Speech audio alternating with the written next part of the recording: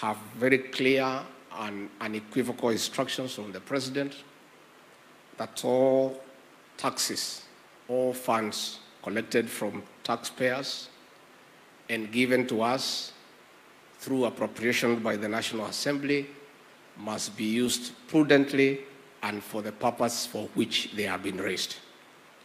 And the President is clear that his government will not entertain leakages, pilferage, misappropriation, corruption, and irresponsible spending of taxpayers' money. As early as this morning in his opening remarks, as he was chairing cabinet, once more he has reminded his members of the executive that funds must be used prudently for the purposes for which they have been collected. Indeed, his call that mambo ni matatu revolves around taxpayers' money. It is around that space. Number two, I also want to assure the taxpayers present here and the rest of the country, and indeed the people of Kenya, that there has been a debate about visits by the President out of the country, where some critics, for being ignorant and not having proper facts, thinks and advances an argument that funds are not being used prudently. I want to assure the taxpayers and the people of Kenya that every journey that has been planned for the President outside the country is carefully planned and has an economic gain to the people of Kenya. And the President travels because there is a gap. We are not able to meet our development and current expenditure from what we collect from the taxpayers. And therefore, the President must travel to look for investors, to engage multilateral institutions, to bridge the deficit.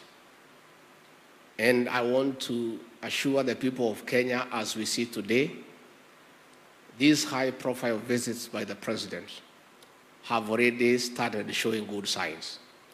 And it's also important that we tell the people of this country, for every visit the President has made to another country, another President or Prime Minister has also come to Kenya, because this is reciprocal diplomacy.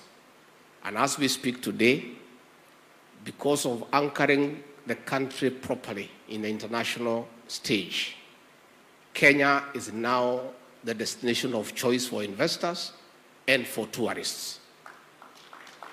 And coming from the COVID challenge, where our tourism sector almost came down, I want today authoritatively to inform the people of Kenya that tourism has picked up for a good turn, and as we speak today, all hotel rooms in Mombasa, in Masai Mara, have been booked up to February next year.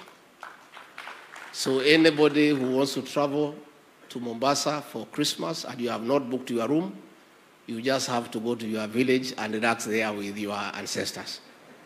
And we are encouraging the people of this great city of Mombasa and other cities to consider traveling up country and avail their homes here for tourists, because that is good for the country in terms of foreign exchange earnings, in terms of creating employment. So ours is just to give that assurance on behalf of those who work with the President that the money that you pay will be used prudently. With those very remarks, please be upstanding and help me to usher in the President of the Republic of Kenya to make his remarks. Mr. President.